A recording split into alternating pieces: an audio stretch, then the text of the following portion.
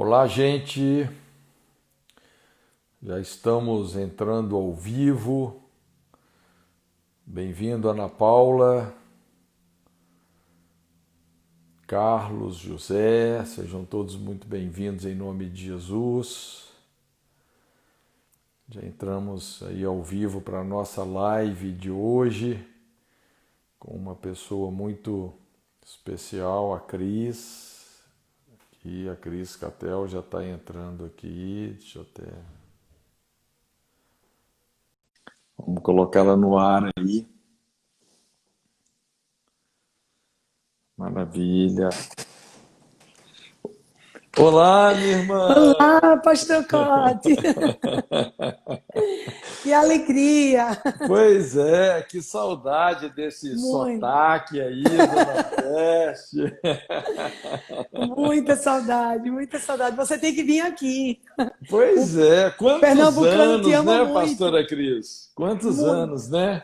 muito tempo, mas marcou a gente e todos os seus livros são usados na faculdade aqui, no FDF. Então você está sempre perto da gente.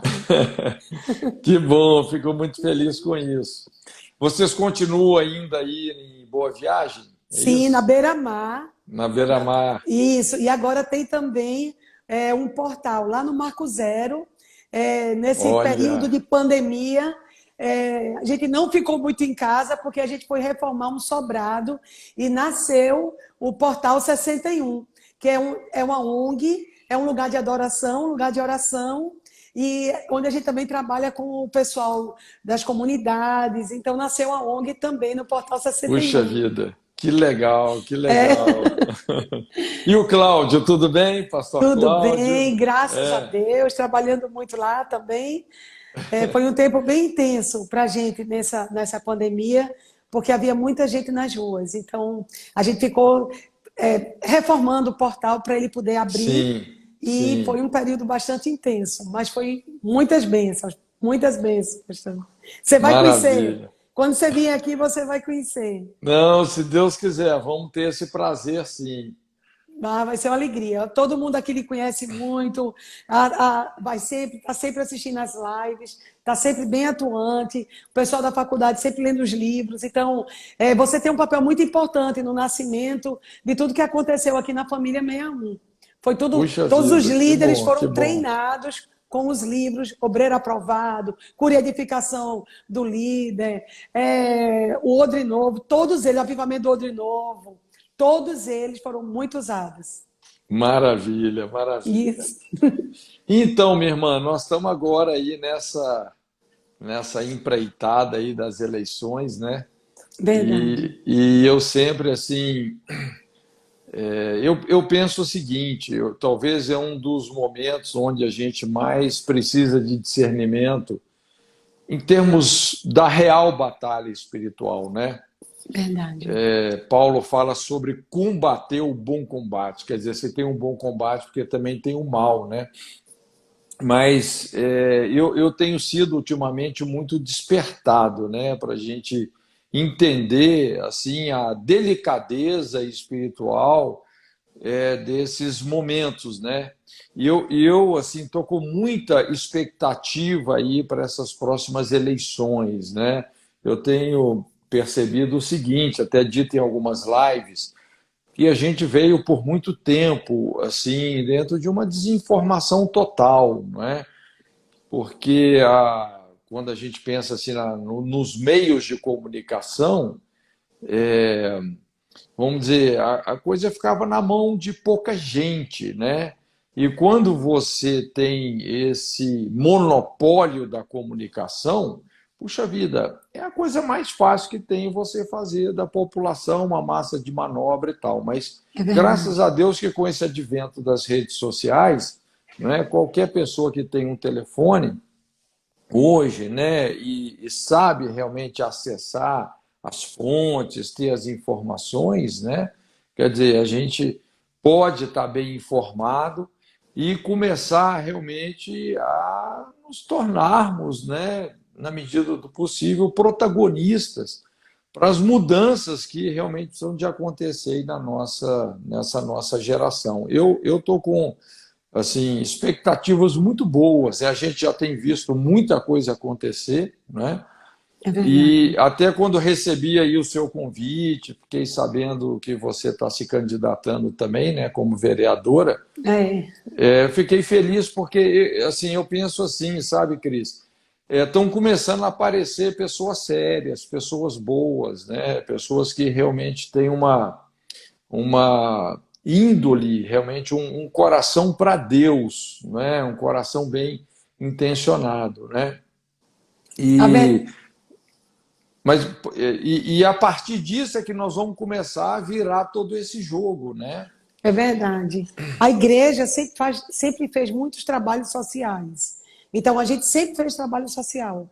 E as pessoas nos perguntam, por que a política? Porque eu creio que os cristãos eles estão sempre envolvidos na transformação das áreas mais difíceis da sociedade. Se a gente Sim. fala sobre a recuperação de um dependente químico, a maioria das vezes acontece através de um cristão.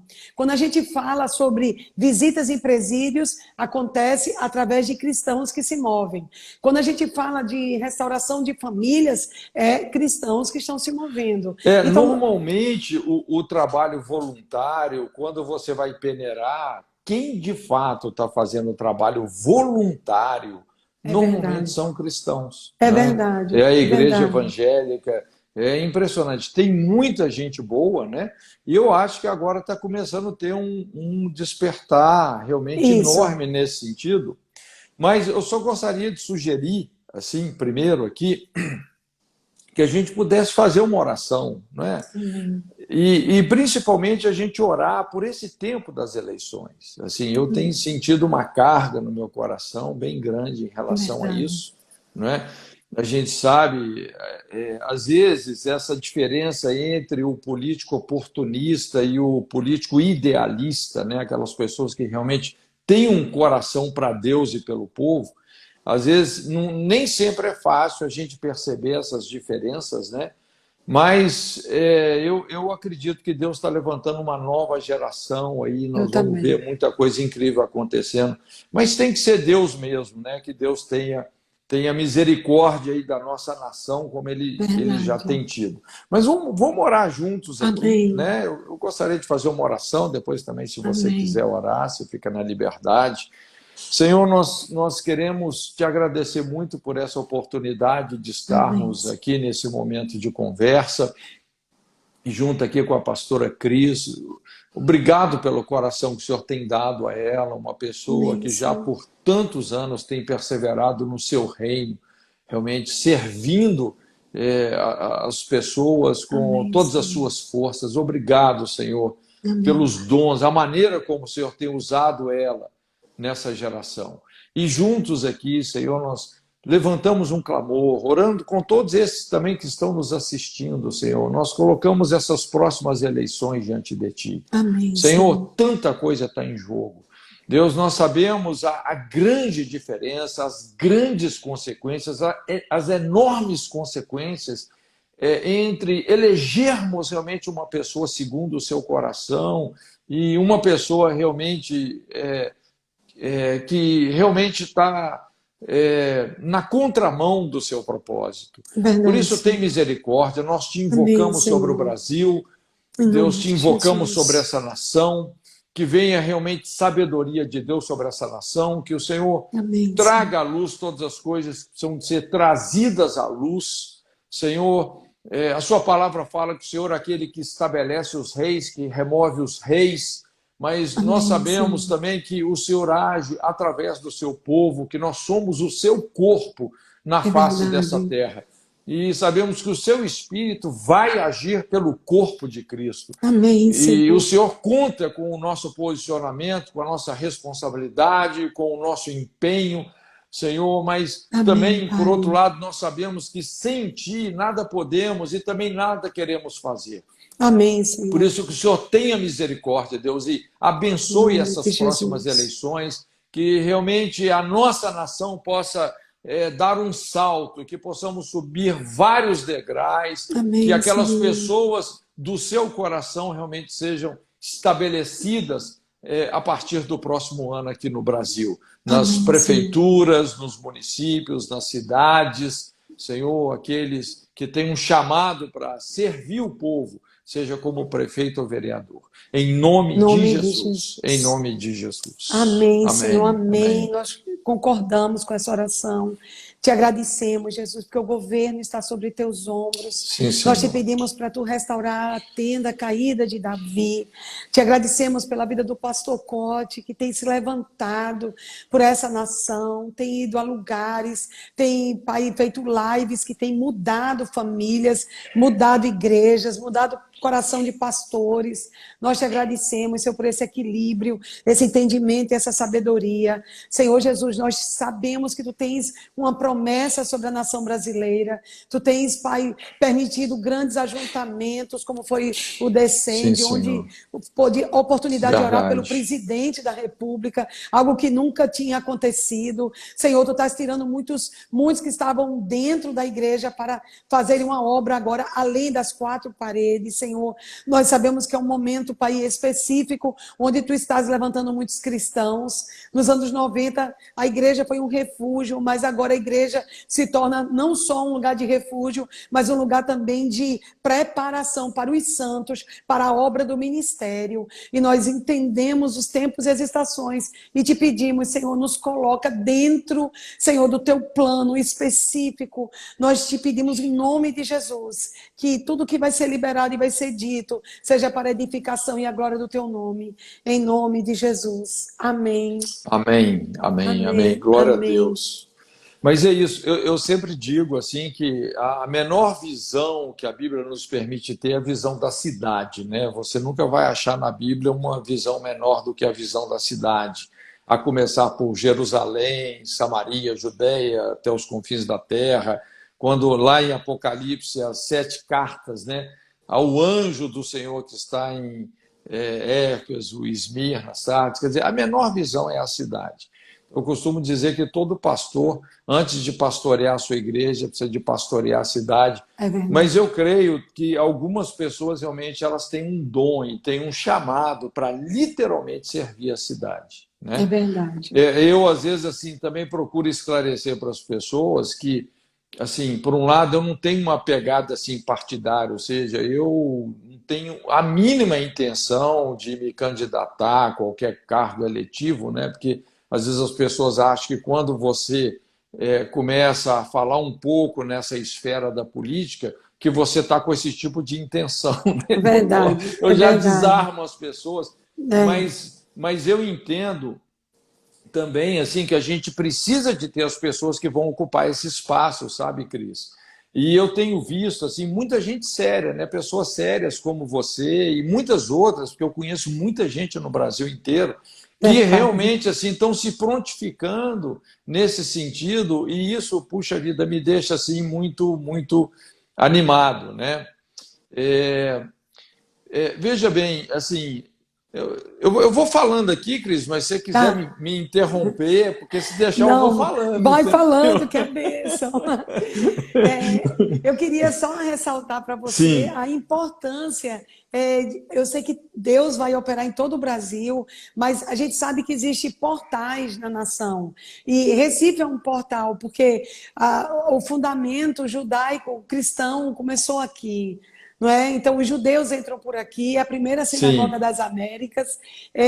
Quando os judeus estavam aqui, o movimento dos calvinistas também enviaram 2 reverendos para cá, que fundaram a igreja calvinista no Brasil, a primeira aqui em Recife. Então, nós, como você está fazendo uma live com alguém de Recife, eu queria dizer isso para você, que nós precisamos entender que há guerras para serem ganhas aqui, porque há um lugar em Recife que precisa ser restaurado para o Brasil. Não, e vamos assoprar sobre esses fundamentos, né? Puxa vida, quando a gente estuda a história de Calvino, é uma coisa interessante, não é? Calvino, naquela época, né, na verdade, eram cidades-estado. E Calvino, ele pegou esse desafio de reformar Genebra. Na época, inclusive, Genebra era uma cidade tão caótica, Cris, mas tão caótica, que era conhecido como a cidade fedorenta. É De verdade. tanto vômito, eram prostíbulos para todos os lados, bares, pessoas bêbadas.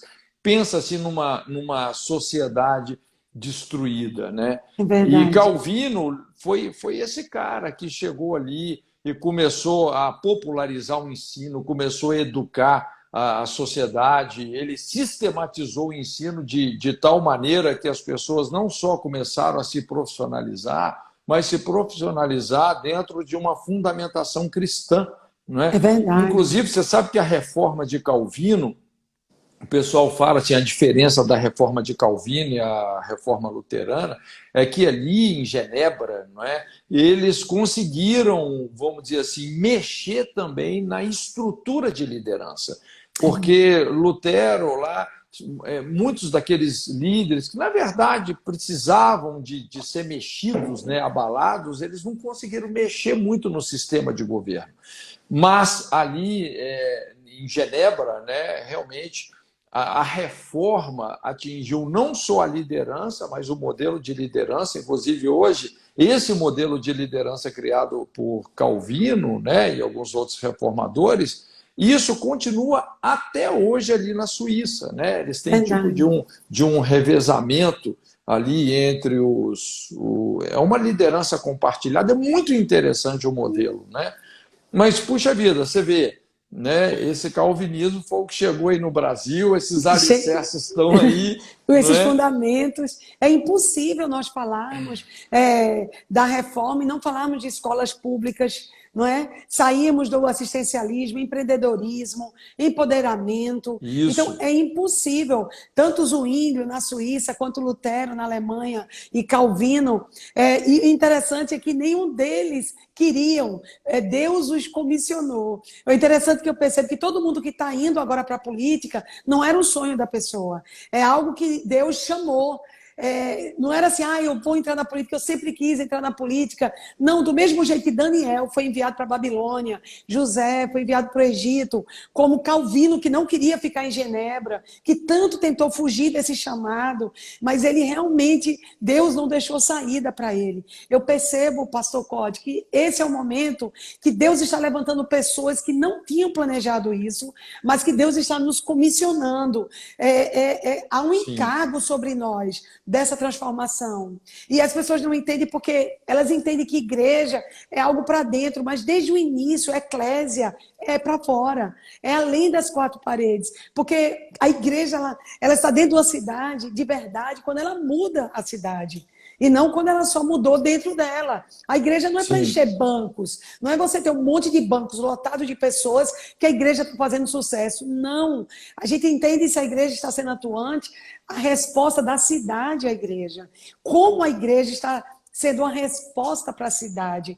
E o que acontece na igreja tem que acontecer além das quatro paredes, que foi com o avivamento de Gales. O avivamento de Gales não era como o da Azusa, que era dentro da igreja. O avivamento de Gales fez os juízes vestirem luvas brancas, porque não havia nada mais para ser julgado. As prostitutas fecharam, os bares fecharam. Então, eu acredito, sabe, pastor Cote, que esse é o momento do Brasil viver de verdade uma reforma que vai nos levar a um avivamento, que a gente Mas vai ver verdadeiramente. esse é o sacerdócio universal, né?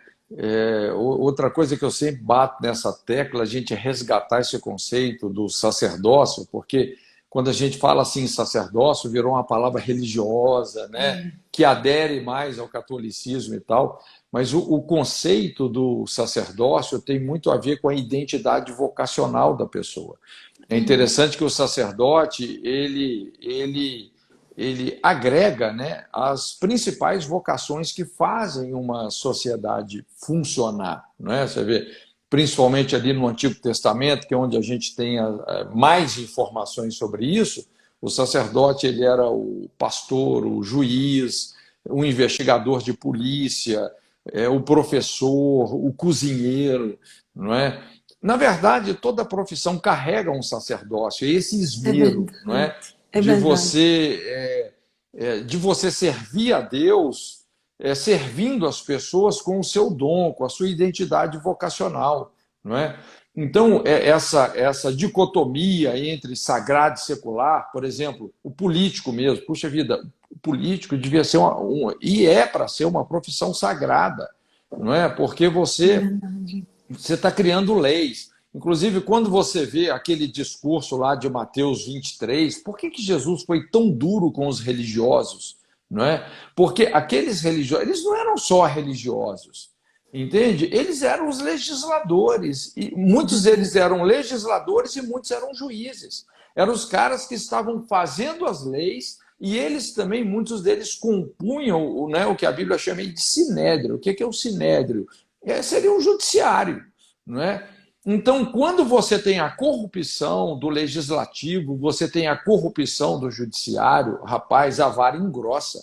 Então, é impressionante como Jesus assim foi muito rigoroso com aquelas pessoas, porque é uma profissão muito sagrada, não é? Por exemplo, essa questão até da vereadura mesmo, onde o vereador ele vai participar da construção de leis, ele vai estar fiscalizando a gestão do governo, não é? Veja bem, isso é altamente sagrado, não é? Então, quando a gente começa a resgatar esse entendimento, né, e as pessoas até poderem ser informadas sobre isso, e a gente começar a colocar as pessoas certas nos lugares certos, vai ser, puxa vida, não é que a terra vai virar o céu, mas as coisas vão começar realmente a funcionar. E, às vezes, não precisa tanto tempo assim de governo. É interessante, tem determinados governos que a gente estuda aí, recentes, né, como o governo do Reagan nos Estados Unidos. É impressionante como o governo do Reagan assim, estabeleceu os fundamentos de uma economia liberal, não é? Também muito pautada no conservadorismo, e é o que está sustentando a América até hoje, como o governo também da Margaret Thatcher, não é? Uma grande mulher. Não, meu Deus do céu, a Inglaterra ainda assim é o que é por causa dessa mulher. É verdade. Não é? Então, veja bem, e eu acredito assim que Deus está levantando no Brasil muitas pessoas assim, muitas pessoas que são reformadoras. É o que você falou, não é só um avivamento, essa diferença entre o avivamento e a reforma.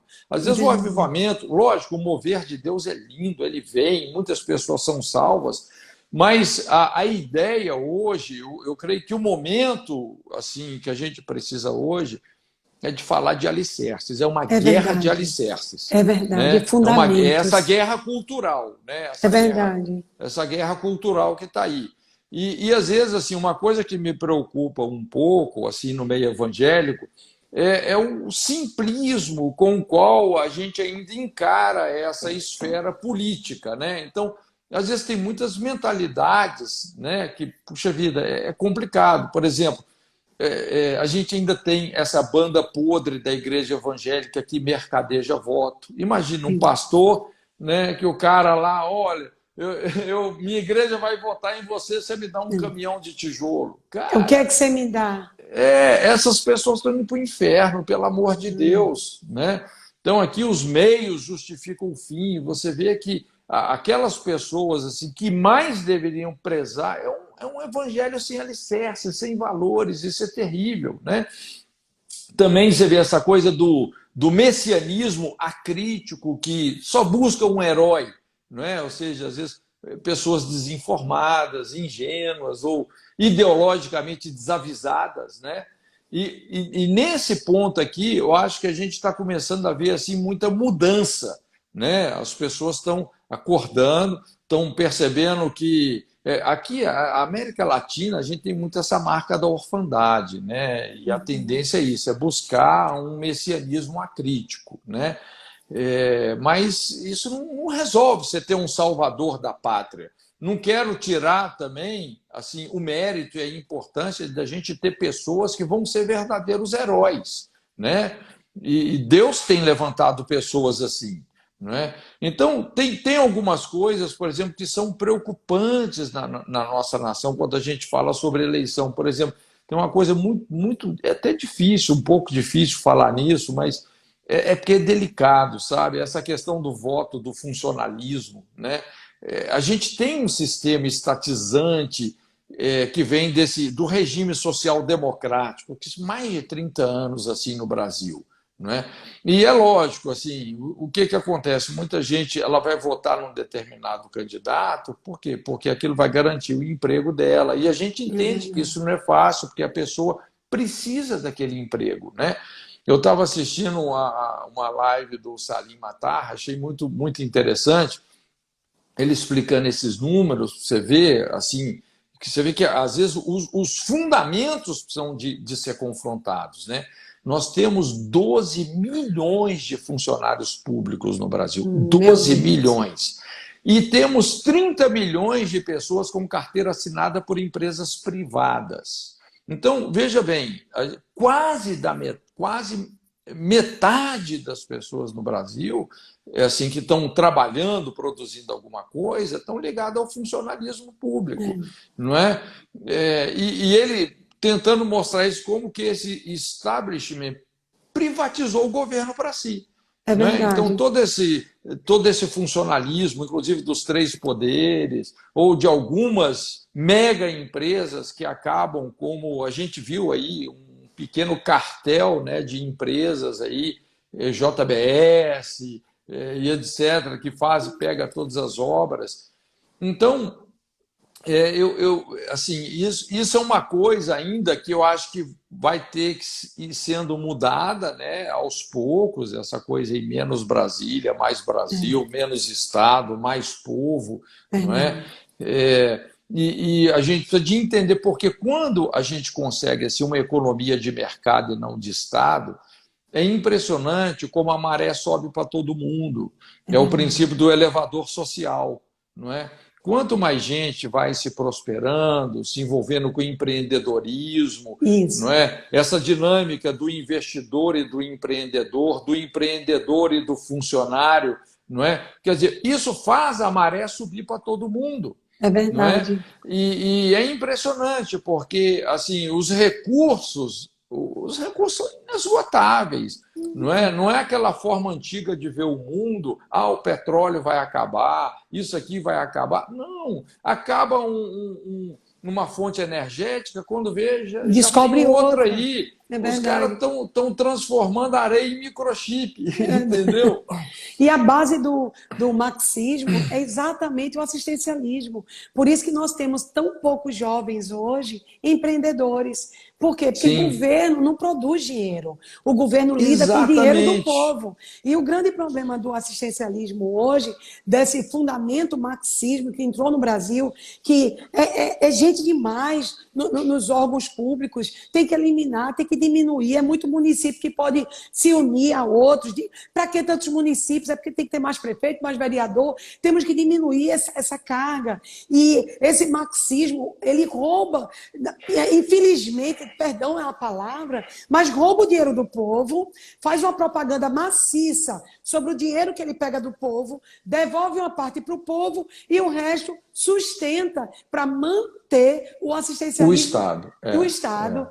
Na verdade, o assistencialismo é muito bom. Quando acontece uma catástrofe, como aconteceu a pandemia, quando acontece uma enchente, quando curto prazo, seca, né? Curto prazo. Mas hoje no Brasil se vive de assistencialismo. O sonho de todo mundo é entrar no assistencialismo. E é para isso que nós precisamos entrar nas câmaras, como prefeitos também, deputados, a gente entrar nesses territórios e a gente precisa mudar o que está acontecendo. Porque também não adianta, sabe, pastor, ter leis. A gente tem bastante leis. A gente precisa de líderes. Porque, às vezes, a pessoa tem a lei, mas não sabe se mover. Nós estamos precisando de líderes fortes que possam confrontar essa estrutura. Porque e até confrontar e mudar algumas leis que engessam.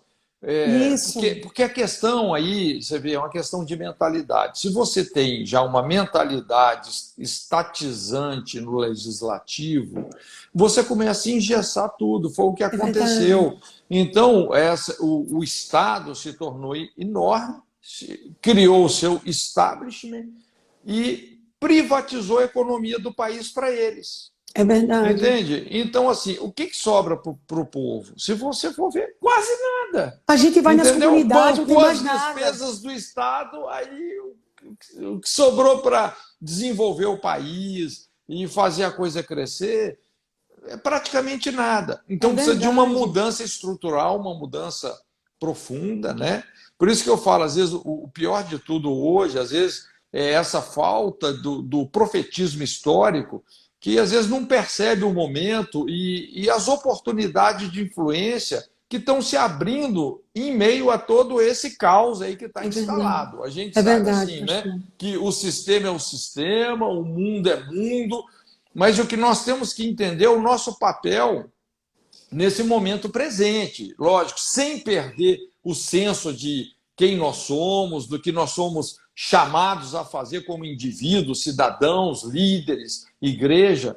É Então, verdade. nós estamos vivendo num momento agora que, se a gente souber discernir o que está acontecendo e realmente entrar aí na brecha certa, cumprir o nosso papel, É puxa verdade. vida, assim, eu estou muito empolgado com isso, né? Eu sei Sim, que quando a gente pensa assim, em democracia, a gente sabe que as mudanças são lentas. é Na verdade. ditadura, você muda tudo do dia para a noite, Claro, é né? tudo. Na ditadura é rápido, É na máscara e democracia vai fica em ser lento. casa. Mas a gente tem aí a igreja brasileira é gigante, né, Cris? Ela é gigante. E tem muita gente boa, não é? Verdade.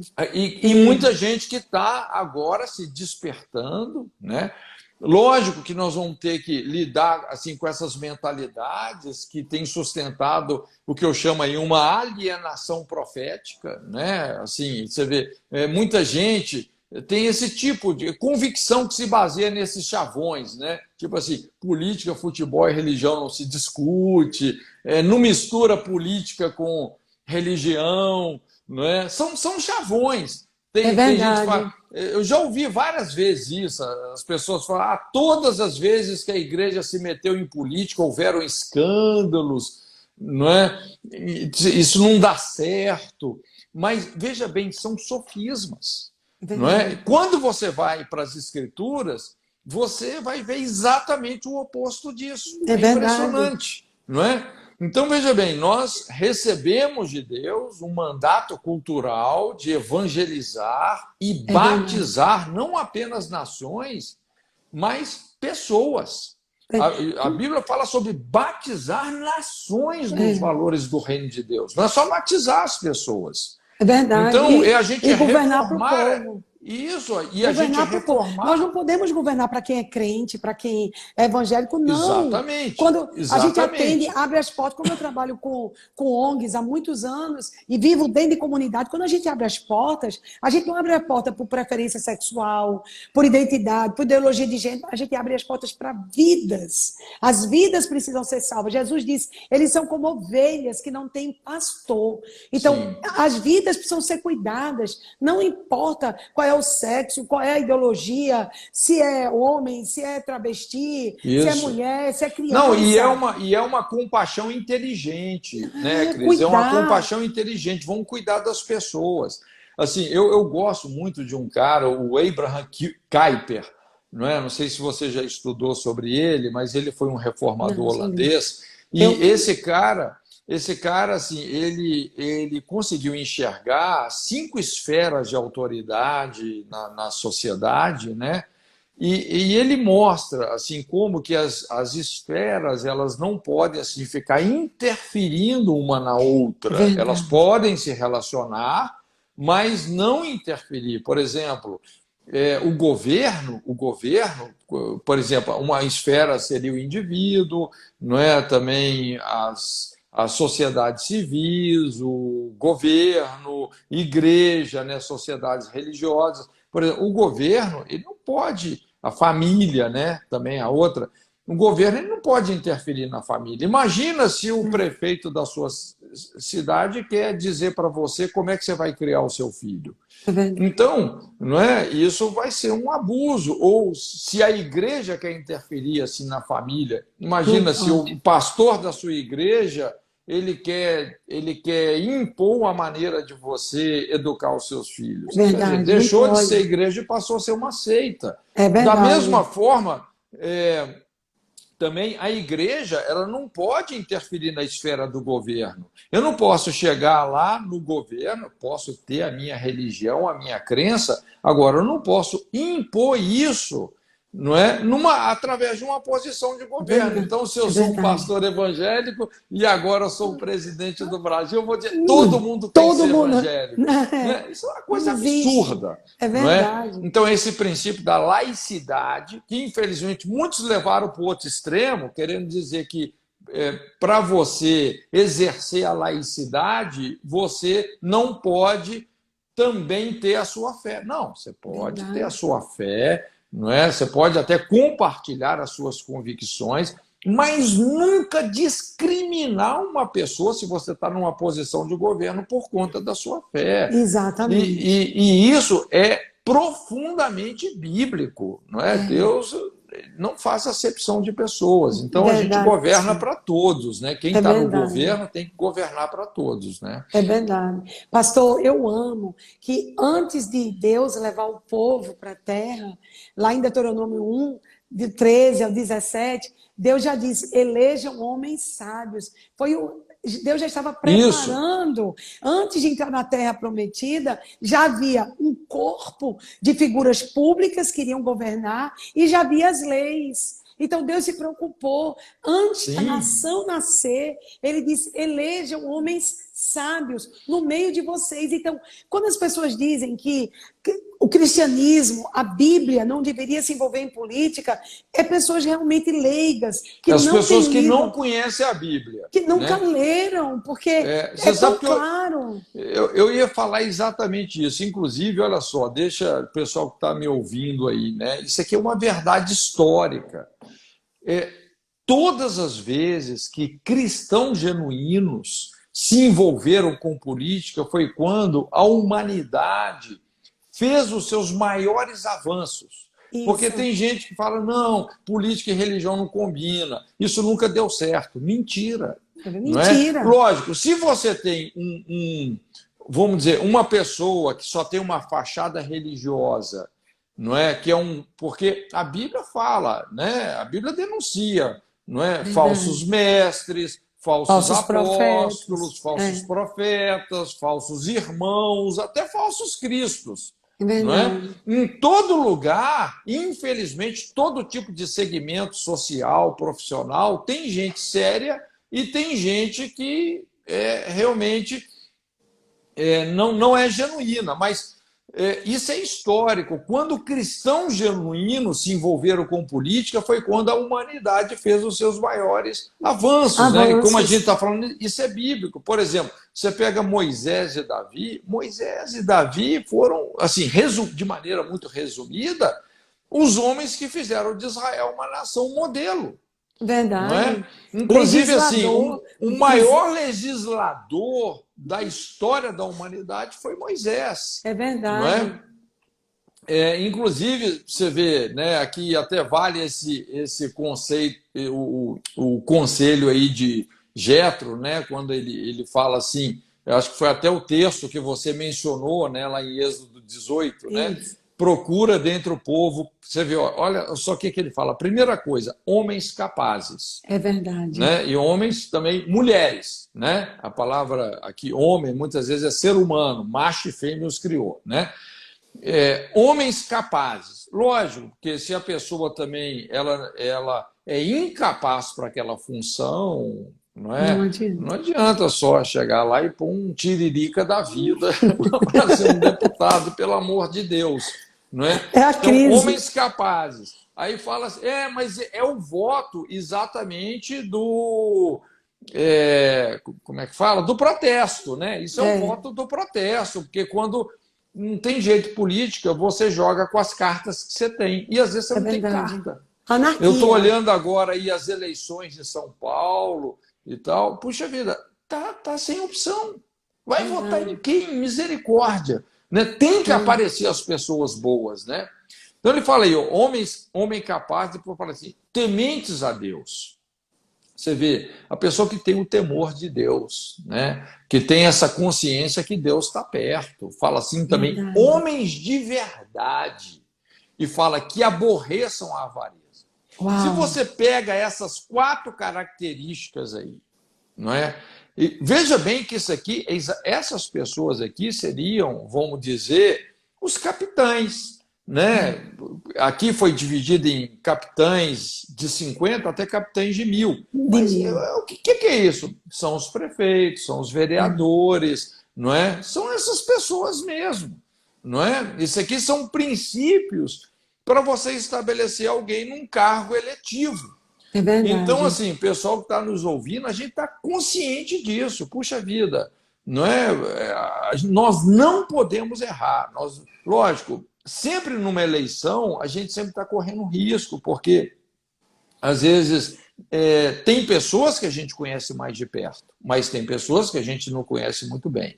Então, faz parte, né? E também não Verdade. adianta a gente querer idealizar, porque tem gente assim que eu acho isso também imaturo. A pessoa que é uma pessoa 100% perfeita. Não Ou é tem. tudo ou é nada. E não vai É ter, Jesus. É verdade. entendeu? E não vai ter. Não Mas é é? A importante gente. olhar o histórico, é importante olhar o fruto. Alguns Sim, que já tiveram, é necessário olhar para o passado. O que é que essas pessoas fizeram? Não é? É importante a para a gente história da pessoa. dar a Né? história da pessoa. A pessoa assim que é prudente, ela não vai olhar só para a propaganda que a pessoa está fazendo, mas Exatamente. vai olhar para o histórico dela. É Né? Por verdade. exemplo, eu até assim, eu pessoalmente, assim, uma das pessoas que eu mais confio na política hoje é o presidente, é o Bolsonaro. Eu E eu também. confio nele, eu conheço ele muito superficialmente. Assim, mas quando eu falo que eu confio nele é por quê? Porque eu estudei a história dele. Então É você vê a isso. história da pessoa, É verdade. entendeu? E o cara assim que ficou ali resumidamente, né, 26, 27 anos dentro daquele covil das hienas lá, né, naquela Câmara dos Verdade. Deputados e Tem não ficha se limpa? corrompeu, não É, é? E ele, na verdade, se nem pode muito se dar o luxo de corromper, porque os caras estão com a lupa, né, de é verdade. 50 vezes para aumentar qualquer coisinha errada que ele faça. É Não é? verdade. E ser honesto, Agora, né, ele não é pastor? perfeito, ele não é E ser honesto é perfeito. obrigação. A gente hoje fala de Lógico, honestidade como, isso. ai, é honesto. Não, você tem obrigação de ser íntegro, transparente e honesto em qualquer área da sua vida. Não é só na política. Pastor Conte, eu lembro, eu queria só lembrar uma coisa. Quando a gente teve a idade das trevas, quando o mundo entrou naqueles anos de escuridão, os 1000 anos de escuridão, uma coisa muito clara desse período é que as boas pessoas ficaram nos monastérios e nos conventos. As Sim, pessoas que estudavam Bíblia, que eram copistas, as pessoas que se dedicavam à filantropia, a fazer o bem ao próximo, todas elas se retiraram da sociedade isso. e foram para dentro dos E conventos. você sabe, Cris, que o que aconteceu ali foi isso: eles satanizaram a política. E E isso, quando você sataniza qualquer área da sociedade, se você satanizou a política, satanizou as artes, o que você sataniza, o diabo toma conta mesmo. toma Ele vai ser conta. o senhor daquela área, Então o não mundo é? entrou em trevas, porque as Exatamente. pessoas boas estavam trancadas nos monastérios. Você vê, Graças ali a Deus, veio um Lutero que conceito. tirou e disse: vamos casar aqui para produzir uma raça de gente diferente. A gente percebe que quando eles saíram, quando Lutero traz de volta o sacerdócio para a sociedade, voltou a ter pessoas que liam Bíblias, voltou a ter pessoas que Isso, ensinavam a oração aos filhos, e a sociedade começou a mudar, e a sociedade começou a evoluir. Saiu das trevas, dos porões, dos ratos, das mortes, da peste bubônica, da falta de higiene, pessoas analfabetas. Então, o que foi que aconteceu com o mundo? A reforma trouxe isso. Outra pessoa que eu também amo, não sei se o pastor Corte conhece, é o William Wilberforce, aquele que trouxe a abolição de escravatura. sim, E sim. era um cristão que recebeu uma herança Parlamentar, ele fazia parte parlamentar. do parlamento inglês, né? Exatamente, o mundo inteiro Era um precisou deputado seguir lá. um deputado. E sabe como ele foi para as eleições? Com dinheiro da herança do tio que morreu. E ele investiu na vida dele parlamentar, e ele conseguiu, e ele lutou todos os anos da vida dele, praticamente até os últimos anos de vida dele, foi quando ele verdadeiramente conseguiu ver a abolição da escravatura que alcançou o mundo inteiro, as leis que ele colocou. Então veja como é importante o Mas homem que você sabe, saiu. Cris, que esse é o pessoal que lia a Bíblia. Por exemplo, por que a Igreja Católica ficou tanto tempo assim? Você estuda a história da Igreja, essa fase dos monastérios, não é? Que começou mais ou menos aí no ano 300 depois de Cristo, lá Isso. com Constantino e Constantino. tal. Assim, que veio essa coisa, meio que essa mistura do Estado e da Igreja, É né? E verdade. Constantino realmente analfabeto. e Era realmente era uma analfabeto. coisa um pouco insana, vamos dizer, porque o regime ali do Império Romano era totalmente assim, ditatorial, né? Mas a igreja se retirou. E ali, na verdade, eles já vinham perdendo contato com a Bíblia. É Aí, verdade. Lutero, o que Lutero experimentou? Um reabibliamento, É porque verdade. ele começou a fazer uma leitura muito cuidadosa das escrituras, ele era um cara das escrituras, e aí que ele começou a confrontar, inclusive daí nasceram as 95 teses, Sim, não é? Sobre vários aspectos. Nenhum deles, inclusive, sobre sacerdócio. O que é isso? Você vê vamos dizer assim, esse entendimento de fazer as coisas com excelência, né? Porque o Calvino, inclusive, ele falava isso, não é? Os céus estão nos assistindo. Então, se você é uma política, se você é uma enfermeira, um engenheiro, os céus estão nos assistindo. Não é nas 2 horas de culto, né? Deus não está confinado a 2 horas de culto no domingo, não é? O céu está vendo quando você está exercendo a sua profissão. Você está fazendo isso. para quem? Você está fazendo para os homens ou você está fazendo para Deus? A quem que você está servindo? Então, É esses verdade. caras, eles caminhavam com esse tipo de consciência. Não é? Imagina se você tem, né, um vereador, um prefeito, um presidente que fala, cara, Deus está me vendo, a minha plateia é Deus. É verdade. Eu vou Imagine prestar conta, eu vou ter que olhar isso. dentro dos olhos de Deus e prestar conta, porque É essa verdade. vida é como um vapor que fica por um pouco e logo se desvanece. É verdade. Entende? É 70, Verdade. 80, 90 anos, não é mais do que isso. E Lutero enfrentou o maior poder que existia na época. E ele não teve medo, ele confrontou, ele falou a verdade. Imagine um prefeito de uma cidade que tem uma má intenção. Aí ele encontra um vereador que decidiu andar correto. Esse homem não vai dormir, porque esse vereador não vai deixar esse prefeito roubar. Esse vereador vai Mas estar é lá todo isso. dia. Vai estar lá É. todo dia dizendo: olha, você comprou focinho de porco, aí comprou máscara de porco para a sociedade, você tirou a merenda das crianças, você tirou toda a ajuda das comunidades. As comunidades não têm uma creche para crianças. Então, esse cara não dorme. Esse Você vê, isso é um vereador. ministério profético, né, Cris? Isso, O vereador tem que ser um profeta. tem que ser um profeta lá na Câmara Municipal. E quando o prefeito pensar em roubar, ele vai ter um frio na barriga, porque ele vai encontrar com aquele Isso vereador vai no ser caminho dele. denunciado. O Ele não vai governo entrou em dormir. crise, o profeta entra em cena. Tem que entrar em cena, porque é aquele que tira o povo de cima do muro. O profeta nem sempre ele agrada, porque o profeta não tem que dizer coisas que agradam, ele tem que dizer a verdade, ele tem que tirar as pessoas de cima do muro. O profeta é o cara para o tempo da crise, entende? Você pode observar, na época de Israel, funciona assim, não é? Você vê um governo ali, você vê esses 3 pilares, o rei, o sacerdote e o profeta. Não é? O profeta fica nos lugares altos, em Deus. O rei começou a se corromper, o profeta entra em cena. O sacerdote também, aí o sacerdote vai redimir aquela coisa, mas quem vai denunciar o problema é o É o profeta. profeta. Lembra quando Natã foi lá na corte de Davi? Inclusive o rei também funcionava como juiz, né? As causas mais difíceis quem julgava era o rei, não é? Moisés era o superior tribunal federal. O STF. É o E ele STF era estabeleceu Moisés.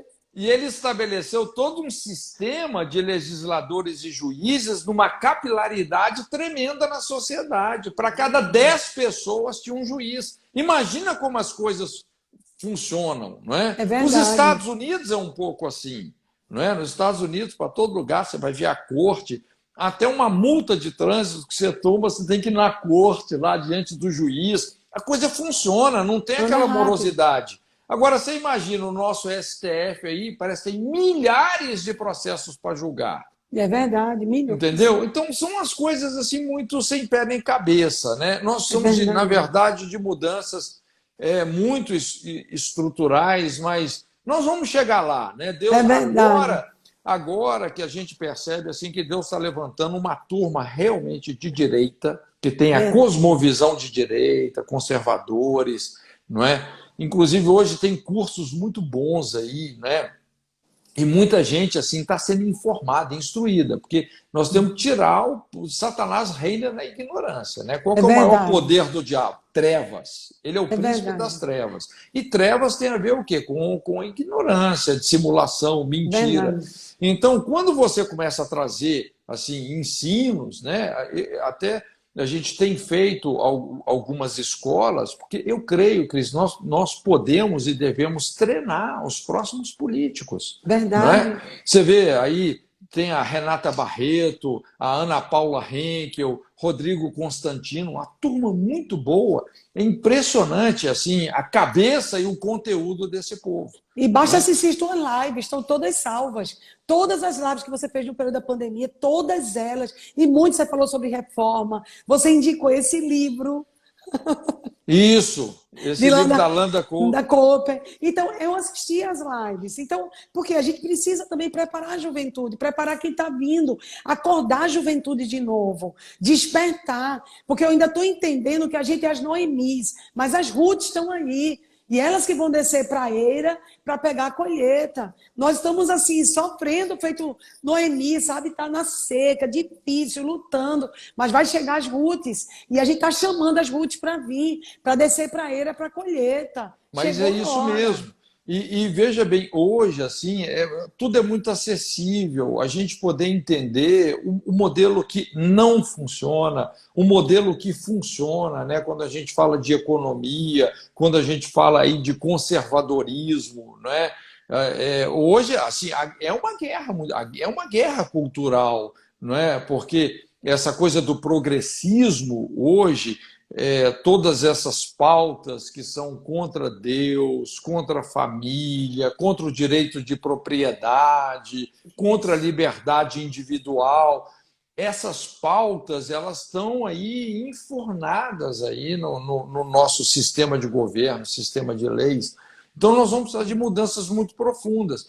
E para isso, você só percebe isso quando você entende o modelo que não funciona. Por exemplo, a gente pega aí o socialismo, né, que por mais que vem com a cobertura aí de democracia, normalmente os países mais comunistas, como a China, se consideram democratas. É verdade. É um negócio Agora vá incrível. lá tentar fazer o que você quer. Vá Pois lá é, dizer que não. você vai ler a Bíblia na praça Vai pública. falar mal Vá, do Partido Comunista vai Chinês para você lá. ver onde é que você vai parar. Você vai tomar um chá da Exatamente. meia-noite, É, entendeu? Né? exatamente. Vai lá dizer que você não gosta, que não concorda. Então, assim, por exemplo, aí você pega as experiências, né? Estudar as experiências. Puxa vida, o que aconteceu, por exemplo, o que está acontecendo aí agora até na Argentina, o que aconteceu na Venezuela, o que aconteceu Isso. em Cuba. São 70 lições. E os países que deram certo, não é? Então você vai ver lá, por exemplo, Coreia do Sul. O que aconteceu na Coreia do Sul? Você vê a diferença entre Coreia do Sul e Coreia do Norte. A minha Isso. nora é coreana, né? A minha nora Ai, é que coreana. linda.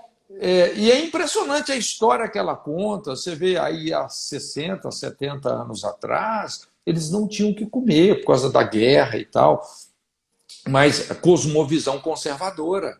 Um dos países mais cristãos do mundo é a Coreia do Sul. E É, hoje são uma potência. é, Inclusive, assim, eu conheço pessoas que moram no Japão e elas falam assim: olha, a Coreia do Sul é o Japão melhorado. é verdade. Né? Falou, se eu pudesse, eu até moraria na Coreia do Sul, porque o Japão tem cultura assim, quando a gente fala de espiritualidade, é muito animismo, não É, é? Tem o budismo e o shintoísmo, eles misturam essas duas religiões lá, né? Mas são religiões muito animistas, muito, assim, tem muita opressão espiritual no Japão. E eles são na muito Coreia, tradicionais. Porque o japonês, assim, né, pensa num povo educado, diligente, inteligente, não é? Uma Tem uma cultura de família honra, meu lá. coisas muito tremendas na cultura japonesa. E a cultura coreana, então você pega essa parte da espiritualidade com essa herança maravilhosa que os japoneses também têm, né? Mas você vê a diferença, às vezes, apesar que no Japão, por exemplo, eu até tive nesse lugar, lá em Omihartman, estive ministrando, que tem lá, não sei se você já ouviu falar, no William Vorias, que foi o reformador do Japão. Rapaz, a história desse cara é incrível lá no Japão. Aí, ele é um dos caras assim que foram um divisor de águas no Japão pós-Segunda Guerra Mundial. Não é? Porque acabou que o Japão ficou meio assim que debaixo da tutela dos Estados Unidos, né? Toda aquela história lá do general McCartney, né? E esse William Vorias foi o cara que fez a ponte entre a cultura americana, assim, que era uma cultura conservadora americana, e o Japão. Então, muito do Japão hoje é influência desse reformador. Eu fui lá, eu visitei o local que foi o ministério dele. É incrível, incrível, né? E a gente vê todas as vezes que cristãos entram em qualquer área, às vezes entram na área da política, na área da indústria, que foi o caso até do William Vorias, né? Ele foi o cara que inventou o metiolate, né? Interessante isso. É impressionante assim como que as coisas mudam, né? As coisas aprimoram, né? A gente vê a diferença na Alemanha também. A gente vai para a Alemanha Ocidental, que depois da Segunda Guerra os Estados Unidos cuidou, e é completamente diferente da Oriental. A gente chega na Alemanha Oriental, sente opressão, dor, né? E a outra não. Hoje não tem mais, o muro caiu, mas ficou resquícios, porque são anos e anos. Mas se fala muito que Roma é a primeira república. Não é. A primeira república é Israel. Mesmo eu tendo feito, eu fiz carreira jurídica e na faculdade de Direito. Na carreira jurídica, a gente entra no primeiro ano de faculdade, querem fazer uma lavagem cerebral na gente, dizendo que é Roma. Não é Roma, é Israel. Quem pensou primeiro no estrangeiro, quem pensou primeiro no órfão, quem pensou primeiro em a cada 50 anos a terra voltar para que não houvesse pobres, quem pensou primeiro em deixar as laterais da terra para o pobre colher, quem pensou primeiro no povo, no estrangeiro, foi Israel. A nossa primeira república está na Bíblia, é Israel. E enquanto a gente não estudar essa palavra e meditar nesse livro preciosíssimo, tá tudo lá. Está tudo lá. O melhor curso de política está lá. A melhor maneira de você fundamentar governo, família, igreja, casamento é na palavra de Deus. É verdade. Não, Cris, eu estou muito animado, viu? Estou muito animado com essas eleições. Acho que a nossa livezinha aqui já falta 2 minutos só. Mas fico muito feliz, tá? Estou muito feliz com a sua candidatura, porque eu sei que você é uma pessoa de caráter, né? Uma pessoa séria, uma pessoa confiável, né? E é por isso que eu estou aqui. Muito obrigada, pastor. A gente poder ter esse momento. E também, assim, isso que eu faço com você, tem feito com outras pessoas também que eu conheço, né? Muito obrigada. E a gente precisa mesmo disso. Não é ter o escapismo, o mundo não vai ficar para o anticristo. Essa terra aqui vai ser redimida, o que nós perdemos em Gênesis vai ser recuperado em Apocalipse. Amém, e o evangelho só está crescendo, não é?